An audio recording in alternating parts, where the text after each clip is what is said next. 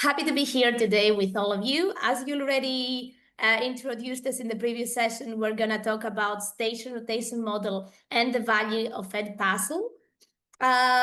We already, thank you, Maja and Jesus, for introducing us. As you already said, I'm Vicky, I'm from Greece, I'm based in Greece. And actually, the station rotation model is my PhD research thesis topic. So I'm very interested in this particular topic. And I will let Monica introduce herself as well. Hi, so my name is Monica Worthington, and I teach ESOL at Bradford College. I've been teaching now for 20 years, and I also work with staff. I'm Learning Innovation Lead, which means I work with staff to upskill them in terms of digital skills and use of innovation tools within teaching. Okay, so let's begin maybe with introductions from you. What we would like you to do now is to use the chat function and tell us what subjects do you teach and what educational level you're at. So if you could put your answers in the chat, that would be great. Wow. Okay, we've got so many responses. We've got maths. I can't read that fast. Science, English literature, okay. That would be helpful for the reflection that we will do in the end. That's why we added that at the beginning. Thank you for Middle that. school, we've got middle schools, high schools. I think we've got all sorts here, the whole range. Okay, 5th grade, high school, middle school, brilliant.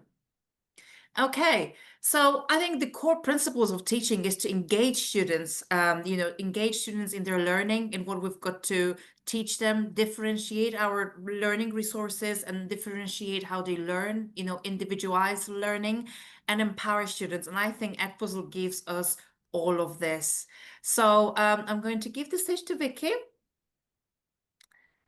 So I'm going to continue from here. Thank you, Monica, for the introductions. So station rotation model is part of the blended learning methodology. And is also considered as a methodology like flipped classroom. I don't remember if you've already done that or it's in another session. So the station rotation model is a model of blended learning where students rotate through stations, usually 3 or 4 stations, with at least one online station. In the online station is where you can use the Edpuzzle. But remember that this part, it is not just for playing games, but another way of learning. And that is the reason Edpuzzle fits perfectly in that station. Then we also have the teacher-led station, where the teacher can differentiate their class and they can give differentiated instruction to a smaller group of students. And we also have the offline station, or that station could either be a station of a group teaching or an individual station where students can do hands-on activities, or if it is the group one, can do collaborative problem solving. And we call it offline because they usually they don't use computers on tablets in that station. So the typical duration is between 15 or 20 minutes per station, but obviously this can be adjusted based on the age of the students. From my experience, 15 minutes or 20, it was not enough for the students to learn what they need to do in the activity and to be engaged for primary school. So maybe the 20 minutes would be more suitable for mid-school or high school. Then for younger students, maybe you can let them 25, 30 minutes. Then you will also need a blended learning balance between the online and the offline in order to give them an active engagement through the varied modalities. And then the students rotate from one station to another. However, you can also let students skip, if necessary, one station based on their learning needs. For example, if you have students that they have some difficulties and they need some extra hands-on activities, they might need to spend some more extra time in that offline station or in the teacher-led station where you can give them extra support. Why use station rotation model? You can use it to introduce or reinforce a concept or a skill, so for new low knowledge, to provide targeted additional practice through the teacher-led training, to have a spiral in review from past lessons, or for example, on one station you can do some review activities from past lessons. Then you can have another station for the new concept, the new skills, and the collaborative one for some engagement and reinforcement. And obviously you can give personalized and immediate feedback, especially with the online station. If you use Edpuzzle, you already know that you have an immediate feedback through the questions, especially the multiple choice ones. Your students learn and practice concepts in a variety of ways and modalities, and this way you can accommodate all the needs of the students and have the possibility to differentiate your lessons, because you have the time not only to receive not only for the students to receive feedback, and also for you to have some extra feedback, maybe with some exit tickets after they leave or before they leave one station to go to the next one. And therefore you can reinforce them, for example, in the teacher-led station. So the Edpuzzle value in the online session, you have the visual and the auditory learning. So therefore you have a stronger student engagement with the videos. You can ensure active learning because we have the embedded questions. The audio notes, you give them the possibility to send the responses back to you with audio notes or voiceovers. So you can even use your voice above, on top of the video. And you can also use closed captions for students that they might need extra support. Teachers get invaluable data because they can see the watch time, the question responses, the replay behavior of their students. So they can use all of that data to reinforce the students in the teacher-led station. And obviously, as we said, yes, all that information, they can use it to inform for differentiation and for pacing, give students more space, more time to play with what they need more in a particular station. So Monica, can you give us some tips and how they can get started? Yes, definitely. So I think it's important to remember, to begin small. Don't just think, okay, I'll go big at the very beginning. So begin small. I think just start with 3-4 stations to begin with. I would say maybe even 3. Plan your time per station. So, for example, like a 5-minute video will probably need a 10-minute station. Okay. Ensure that you've got tech ready. As we know, you can't always rely on tech. Sometimes it doesn't work, but you need to ensure before your class starts that you've got devices that your students can use, you've got access to the internet, and clear instructions for your students so they know what they are asked to do. Also balance the screen time. So mix your online activities with meaningful offline tasks. And then also flexible mode. So works in hybrid and remote settings, so students can rotate virtually as well. So depending how you run your sessions, okay? So these are some of the tips that may be useful to begin with. I have seen some researches and that they used station rotation model totally remote. Obviously, they were university students, so that's why we added the flexible modes here. And they were totally remote, and they were changing like we do here, different groups. So they were changing the stations inside Zoom. I think they were using Zoom or Blackboard for the station rotation. So, and it works quite well, doesn't it, Vicky? I've tried it on Teams because we use Teams, and we've tried it in breakout rooms. yeah. The only thing is we've had a few teachers, so they can go into the room and check what your students are also doing. Yeah, my first feedback also from the teachers, especially for the primary school. Obviously, for primary school, that would be not very easy to do it totally remote. Maybe in times of COVID, that would be an approach. But the extra support, I don't know in other countries, but in Greece, sometimes in some classes, there are some parallel support for students with special needs. But I think in the US they have the TAs there, and in the UK.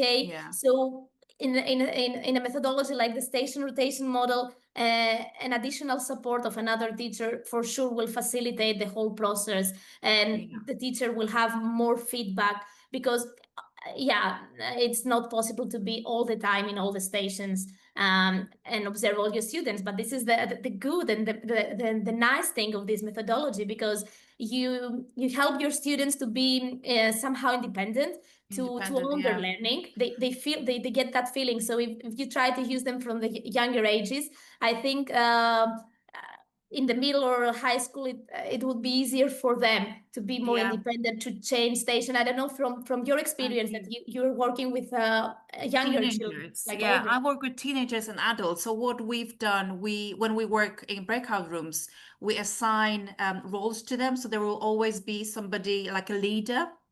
So it's not another teacher, obviously, but it's a leader of the group, and that leader needs to make sure that whatever they ask to do, it's getting done. So again, assigning that responsible role to one of the students. Yeah, the reciprocity. I'm not very sure what's the English word. There is a type of learning when the students learn among themselves. So they have roles, as you said, or discussion groups. Maybe in the collaborative station, you can assign different roles in small papers to your students, and one can do the summary, another one can be the facilitator of the discussion, another one I think can do good. So good for them to have these responsibilities within a group. So what I've learned from trying to implement it with the other teachers this semester, this year, this school year, was that you need to give instructions and prepare your students for the stations that you will not be present. After a while, they learn how to use and turn on the computer and use Edpuzzle, but especially for the collaborative or individual activities, or in pairs, whatever you choose, it's time. You will need to give some extra instructions, either in paper or obviously you can even what we tried once, and it was really funny. We tried to create an AI video, and we had it for them as an introductory video, and they really laughed because it was an AI ancient human for year, like to presented Greece in ancient Greece. So it was really interesting for them using technology. So we have prepared, maybe Bonica, you can continue from here as well. Yeah, so now we've got some reflection time here, so we would like you to get involved a bit. Again, maybe if you want to, I don't know, unmute or put in chat, what types of content or subjects do you think would work best in an Edpuzzle powered station in your classroom? So we're thinking about content or subject. What do you think?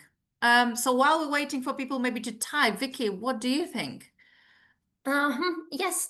So the types of content, from my experience, like as a researcher, if I reply that question like this, what I've seen so far is that most of the researches was for maths. Maths was really popular. Geography, all the science lessons. And also I've seen obviously language or literature. I don't know what is it called in different curriculums. We tried it in history because we really I wanted to check also the critical thinking of the students. So we tried it in history, and it was also very interesting. And the students really wanted to try it also in math. So I think math is a really popular subject. I think you already said that there are some people here teaching math. I don't know if Yes. We've got lots of science. So people are saying science, world languages, all content. Yeah, history, social studies, maths English, especially. yeah. Also, as a foreign language, Yes. I've read research. What they did was try to practice a different skill in its station. So they had a station for reading, another one for listening, another one for writing, and another one for speaking. So that could be another approach. And for example, in the listening, you can use the video. So Edpuzzle here. In the speaking, you can do the collaborative, the project-based learning, and also you can also practice like written activities in the writing. Yeah. Reading. I teach English as a foreign language. So what we've done something similar. So we get students to listen to the video to check their listening comprehension. So they listen to content, and then they have to get in groups, and then talk about it. So, we've got their speaking, developing their speaking skills. And the third one, we use student project on Edpuzzle as well, where they have to create their own videos. So again, 3 stages. We've got listening, we've got speaking, but also reading and writing, as they have to make notes to prepare their own video.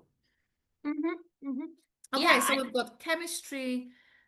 I've seen many people, foreign languages, English, and also maths. They also say that for maths, Christine wrote down that maths, especially when using manipulative at 1 or 2 stations. So yes, we also said that the offline, what we call offline, it can be either the 3rd or the 4th station to do some hands-on activities as well. It doesn't have to be a discussion or an individual activity. For tools, yes, for experiments, that would be also very interesting for science.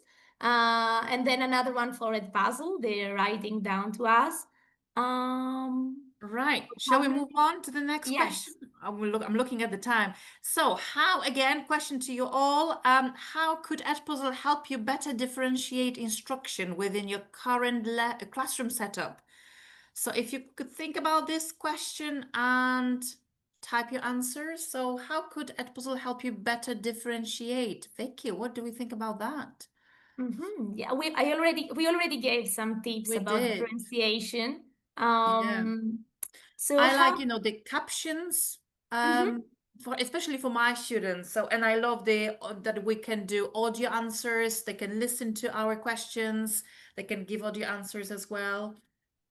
Pacing is the word here, I think, because with Edpuzzle, they can watch the video on their own time and like stop it, go back. This is something that they were always saying to me, that we really like that we can rewatch the video, go back, and if we weren't sure about the question.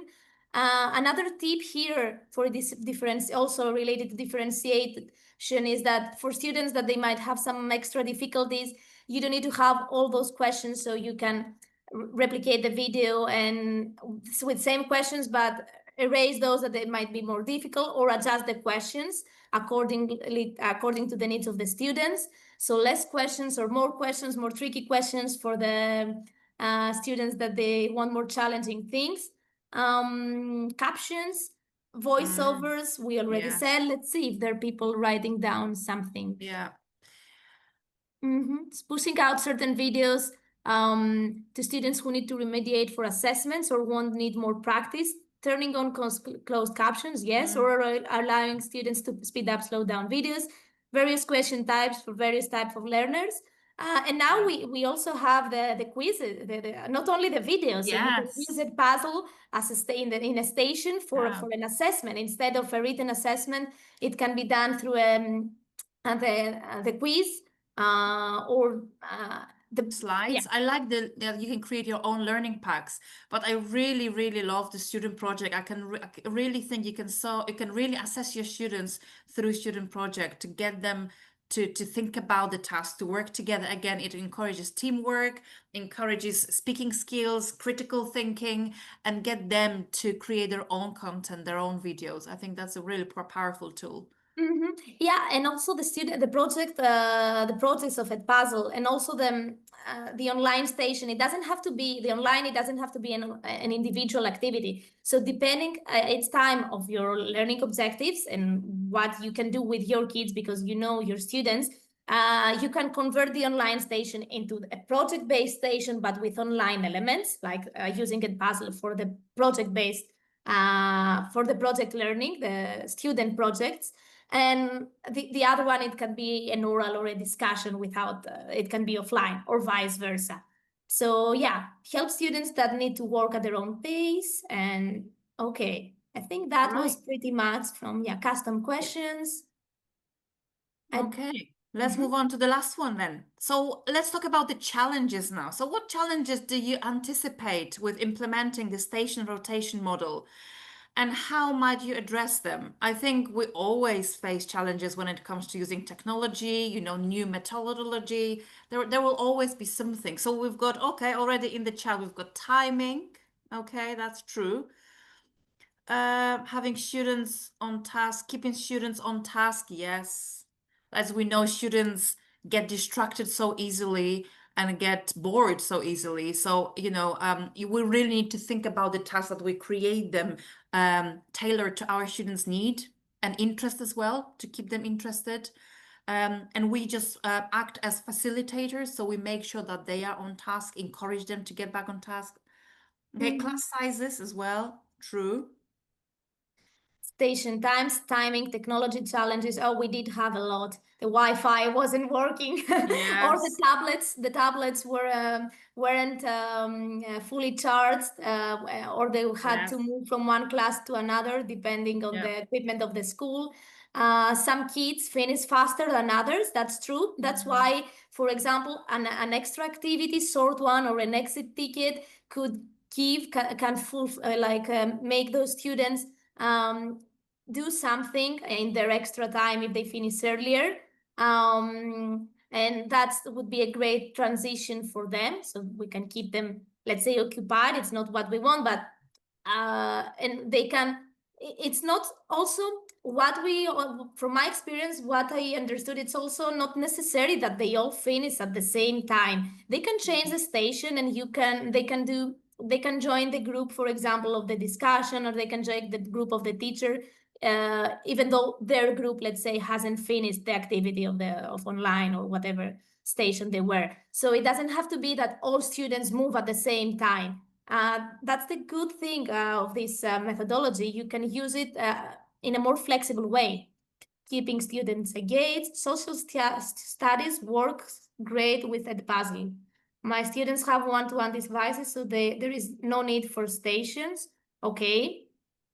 Yes, like the history.